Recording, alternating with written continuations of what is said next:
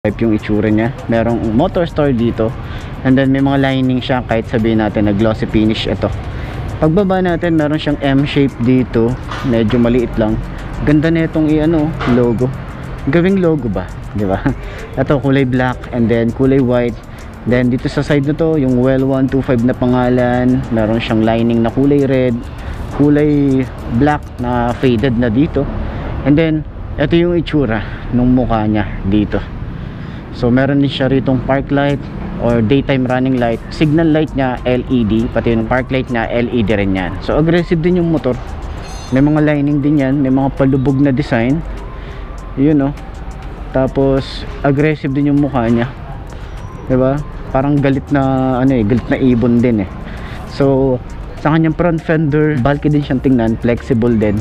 And then meron din siyang parang cover dito sa shock niya. So naka telescopic fork to. So meron din siya ritong reflector, side by side naman yan. Yung kanyang front fender, merong extension na mahaba na flexible din yan, tsaka matte finish. So naka telescopic fork, matte finish din to. And then yung kanyang disc brake dito na napakalaki, parang mga Raider type ang laki ng disc niya. Tapos naka-mugs din dito, and then naka dual piston caliper. Ang size ng gulong is 2.5 by 17. So tube type naman to, pero pwede nyo pa tubeless kasi nga naka-mugs naman siya. So ito yung kanyang tires, yung itsura, mabalahibo din yan. So same lang din naman dito sa side. Makikita natin meron din siya mga lining, may mga palubog na design din dito. Pero ito is design lang, wala siyang open na area. Dito sa part na to, open siya kasi pwede kayong mag-adjust dito ng carb. Okay? So sa side na to is open. Yan open siya. Tapos Euro 3 na rin to. Aggressive din naman yung looks niya rito. May mga sharp design din siya rito. So 4-stroke. Tapos yung kanyang makina, merong nakalagay na CUVI na 500. Yan, okay, number 1 nakalagay dito. Medyo siya, medyo madami yung kanyang decals. Ngayon, may decals dito, may motor star decals. Yung kanyang white is combination ng red, gray, tsaka black. Kulay red, gray, white, and black din pala. Yung itsura niya rito. Yung kickstart, ito yung design. Ganda rin ng finish ng paint job, okay din. Yung kanyang rear brake pedal, smooth lang din. So hindi siya mukhang pang tricycle tingnan. Tapos malapad din yung kanyang tapakan dito. Yung kanyang foot pegs, hindi siya napiplit. Tambucho, yung elbow, merong mataba sa part na to. And then papayat, and then mahaba na yan. Stylish yung dating tambucho. Yung exhaust niya, merong exhaust cover, stainless naman to. At ito yung design ng kanyang tambucho. Meron din siyang part dito na stainless din to or metal na cover.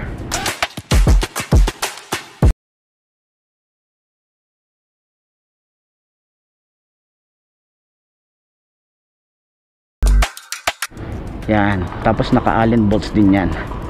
So sa foot pegs para sa angkas, medyo maliit lang pero napiflip naman yan. Meron din siyang lock. Then maganda rin yung paint job para dito sa kanyang alloy. Meron siyang parang mga glitter effect dito. Okay din, naka unit swing, adjustable yung kanyang shock dito, naka dual shock, and kulay black naman to, kulay black din doon. So naka drum brake dito sa likod, naka mugs din.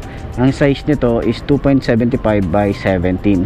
So nylon din or Yuanqing yung brand na ginamit para dito sa tires. Sa side yung kanyang decals is medyo napansin din natin dito, redundant yung 125. May Well 125 dito na version 3, tapos meron dito pa na 125. So sana dito wala na, 'di ba? Tapos nakalagay din dito, win your heart. Win your heart. Motor Star, win your heart. Nice. Ayos yun may may impact din So sa kanyang grab bar, halos same lang din sila, kulay gray din, na maganda rin yung design. Stylish din siya, may mga sharp design din siya rito. And then pagbaba natin, yung kanyang tail light is LED, signal light niya LED. Yung headlight lang talaga yung sana gawin na rin nila na LED, 'di ba? Para at least wala ka nang papalitan, 'di ba? Meron din siyang reflector, yung kanyang plate light, tapos yung kanyang lagayan ng plate, yung kanyang rear fender is flexible din yan, then matte finish. So dito meron pa rin siyang bukasan para sa ating upuan, yan o. Then meron din siya ritong chain cover. Ang size nung kanyang sprocket ay 35, so medyo maliit lang din siya. So naka dual head shifter to, you know, ito yung design niya. Tapos yung foot pegs same lang din sa kabila, hindi siya napiplit. And yung kanyang side stand and center stand dito, yung side stand niya medyo mahirap siyang ibaba, tsaka mahirap niya sa itaas, so kulang lang to sa grasa. Yung side stand, yung center stand, hindi naman siya mukhang tinipid dito.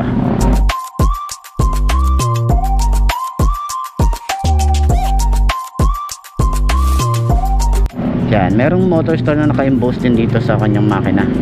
So sa kanyang upuan, malapad siya, medyo pabuka yung part na to.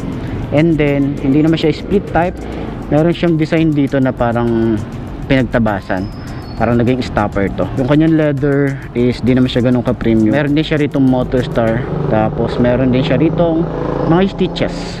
Then yung kanyang foam, yan o, napakalambot boy. Dito rin, pati rito siya makapal yung foam na ginamit. So ayan, ito naman yung kanyang upuan, kulay white. Then meron din siyang helmet hook dito, meron din siyang compartment. Ito yung lagay ng kanyang battery, so at least kahit pa paano meron kayong mapaglalagyan dito ng mga basic tools, di ba, mga maliliit na item. And then ito yung itsura ng kanyang tangke. So sana dito maglagay sila ng cover para hindi magasgasan yung paint natin dito sa tangke, di ba, sayang eh. Okay, so sa kanyang panel gauge is analog type. Sa taas meron siyang gear indicator na 1 to 4, signal light. Then pag naka high beam, neutral, speedometer and odometer. Then dito naman sa side na to is yung fuel gauge nya. So ito ay naka semi automatic. Yung kanyang grip makapit din. Pwede kayong maglagay ng bar and side mirror, signal light and busina. Meron din siya ritong choke. Yan. Ito naman high and low. Okay, ito passing light. Passing light pala to. Ito naman high and low. Ito naman is park light, headlight. Yan, and off. Tapos electric starter. Ito yung lever, medyo manipis lang pero smooth lang din naman. Yung susi, ito yung itsura.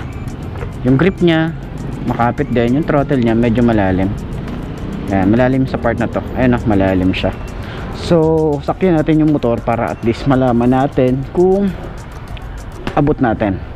Ganyan yung itsura nya kapag naka side stand.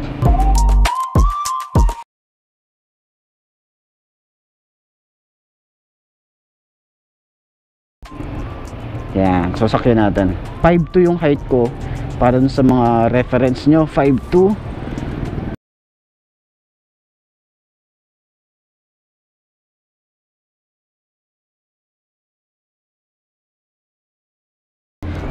Sa kanyang turning radius, malawak din siya. Sa front, okay din, mabounce din siya. Tapos yan, yung upuan naman okay din, comfort din, no, komportable siya. Yan, so nice, no. Yung ignition key nga pala niya, eto, pakita ko na rin din sa inyo yung itsura ng ignition key. Ayan, so meron din siyang shutter lock dito para at least safe yung ating motor.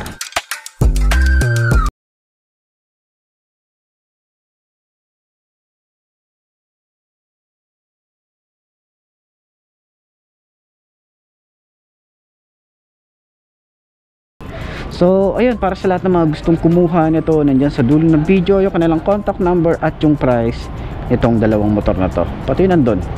Okay, ayos na ayos siya. So ayun nga mga best, no, ito na ba ang motor na babagi sa'yo? Kung ito na nga ay markahan mo na yan at mag-subscribe ka na sa aking YouTube channel, i-click mo na rin yung notification bell para updated ka sa lahat ng videos na upload natin dito araw-araw. So laging tatandaan, wala sa brand ng motor ang itatagal nyan. Kung di na sa pag-aalaga mo yan, tatagal yan. Ayos na ayos yan. So kita ka na lang ulit tayo bukas. I'm Mark D. Ciao. Maraming salamat sa inyo.